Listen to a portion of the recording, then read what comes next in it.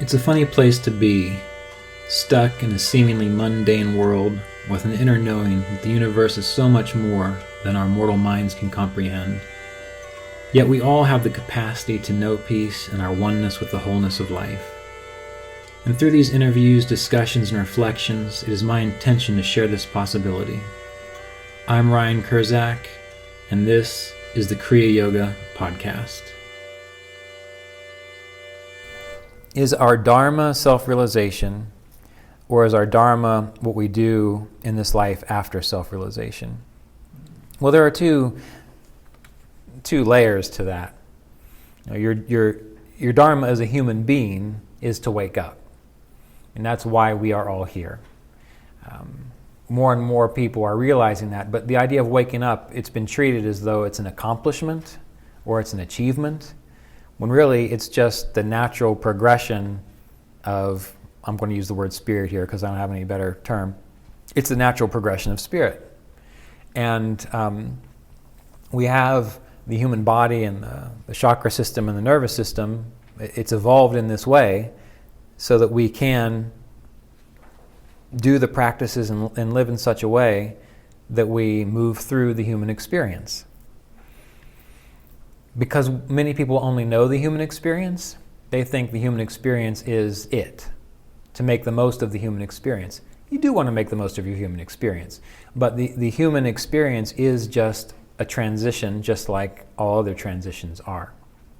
That's why in the holy science, Sri Yukteswar describes, you kind of go from a human state of consciousness to a devata, godlike or holy, in a way, state of consciousness, to sannyasin.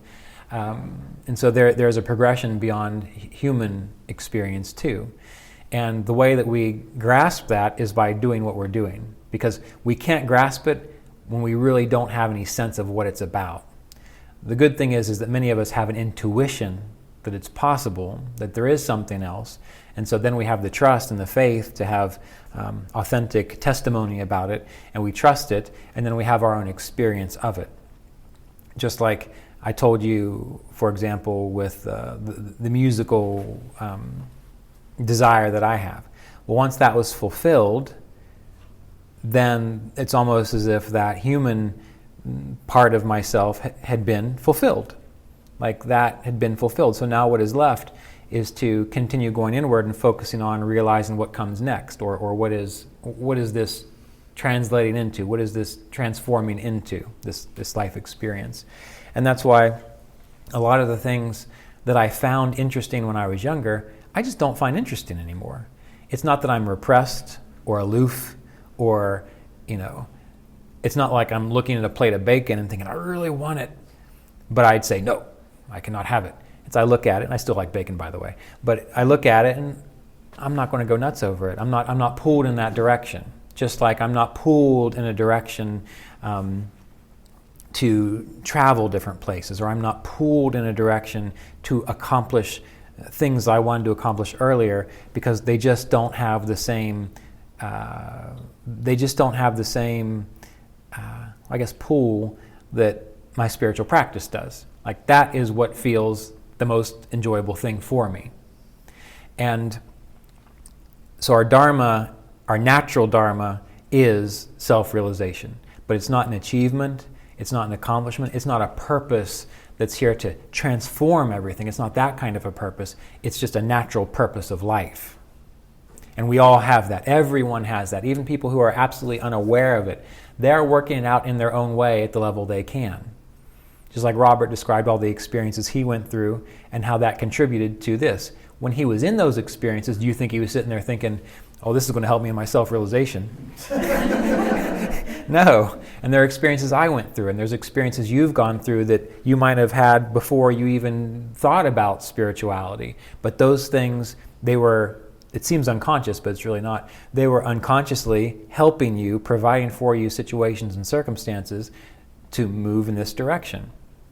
And what we're trying to do is, now we're recognizing it. So we're now using the wind that's at our disposal to catch the wind to move us more fully that way, or we've learned to notice how the currents move in life, so that we're not just kind of randomly moving from here to there. We're learning to see the currents to help help that happen more rapidly.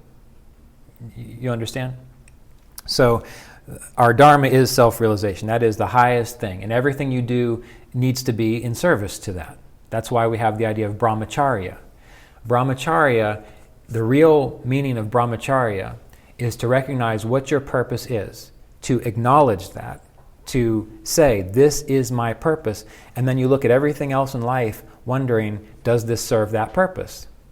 And that's when you start finding that things do work out the way you want it to. And I don't mean the ego way, but I mean things are provided for you to achieve that purpose, because it is a wholesome, actual, real purpose of life itself. And when you say, I'm going to engage in that, and then you start being discerning, saying, will this contribute to it, or will it take me further away from it? And you start picking out those things that will take you closer to it. Then you start noticing, wow, I got this book, and it helped explain what I was wondering about. I saw this video, and out of nowhere, I understand what I was trying to figure out. I needed money to go to a retreat, and somehow, I accidentally had a mistake on my taxes, and I got a refund that allowed me to do it. Just like when I first started teaching, Roy said to me before my first church lecture that I was to give at a Unity church, he said, make sure you wear a suit. I didn't have a suit. I didn't have the money for a suit. And so I was a little stressed about it. He says, you better wear a suit. So Melissa said, don't worry, we'll get him a suit. We went suit shopping. I saw how expensive they were, but I had a credit card. I was like, all right. I don't like using credit cards, to be fair. And those of you who do, pay them off every month, okay? You want to manage your finances well. If you can. I realize some circumstances you can't always do that. But we put it on the credit card. It's like, okay, well, I've got a little bit of debt now. I'm going to have to pay that off. And I went and I did the talk. I did a Kriya service afterwards, and I took donations. And the amount of money that I got from that service and those donations was the exact amount to the cent of how much that suit cost. Exactly. And that was my first experience of being like, I guess I am supported. And I've heard Roy talk about this again and again when he would talk about going to see Yogananda and how he got rides from one city to the next, and people just offer to buy him meals, and it's as if he got limo service right to Self-Realization Fellowship. And then he talks about life and how did it work out in the way he had initially planned, which was, I think I talk about a little bit in this book, and you can get more details from Paramahansa Yogananda as I knew him. He describes how once he left SRF, there was the understanding that he would still be a minister of SRF and be able to open up a center as a minister. I think he said Colorado, and he wanted to become a chiropractor to help support so he didn't have to depend on donations and things. And he decided to go to SRF and say, I'm ready. And they said, yeah, well, Yogananda's not here anymore. James Lynn passed. We have other ideas. And so what did he do? Well, then he started writing books. He started traveling. And that meditation center he thought he was going to have in the mountains of Colorado was provided for him in the mountains of Georgia. And that's a whole story in and of itself. But again and again, he describes this idea of grace supporting him on his mission. Why did it support him so much on his mission? Because he decided to make choices to engage that mission, and he did not do things that got in the way of that mission. And so for some odd reason, however it works, the universe said, we're going to help. And things came to him that he needed when he needed it. And I found that to be true too. You've heard some of my personal story. Well, some odd reason, at the end of every one of those experiences, I was supported. I wish I wouldn't have had to have gone through certain things, but looking back, I can't say in any of those circumstances I was not supported because of what followed after that. So brahmacharya is about deciding what is important to you, what is your dharma, and then being very real and saying, well, this is what I'm going to do. and then doing whatever it takes to do that. And then you will find things provided for you that will allow that to come to fruition. And I'm not even just talking about spiritual things. We'll get to the second part of this question. Anything really. If you read biographies of famous musicians, before they became a famous musician, they were working multiple jobs. They weren't getting any sleep, all to serve their purpose of being a musician. Many people these days like, I want to be a famous musician, and they wait, and they wait, and they wait, and nothing happens because they really don't want to be a musician. You see? Like, people who really want to do something, they will work 2 jobs to be able to do that thing. People who really want to do something, they will make the sacrifices and they won't complain about it. They know that it's in service to that. So the next question, is our Dharma what we do in this life after self-realization? No, your Dharma is what you do all the time. And to break that down a little easier, many people think that their Dharma needs to be this life path that they wake up in the morning and they're ready for people to celebrate them for what they're doing.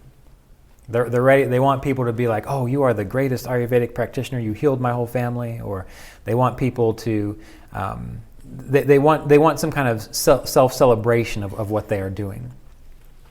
And really, Mr. Davis would stress this a lot. He would say, you know your Dharma if you just stop and take a look at what your skills are. What are you good at? What can you offer to the world? What can you offer to the world? Asking yourself, what skills do you have that you can offer to the world? And it doesn't have to be even for this purpose.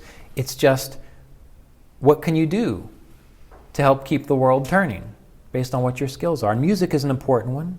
Teaching yoga is an important one. Being a cook is an important one. Taking out the trash is an important one. I mean, I think about this all the time, especially after the pandemic. What would happen if your weekly trash didn't come? What would happen? Your garage would be filled up with crap. The vermin would get in, the plague would come back. I mean, there's all kinds of things. There's all kinds of things that would go wrong. So you have to find what are you able to do, and then offer that. And another part of that is there's another level to it.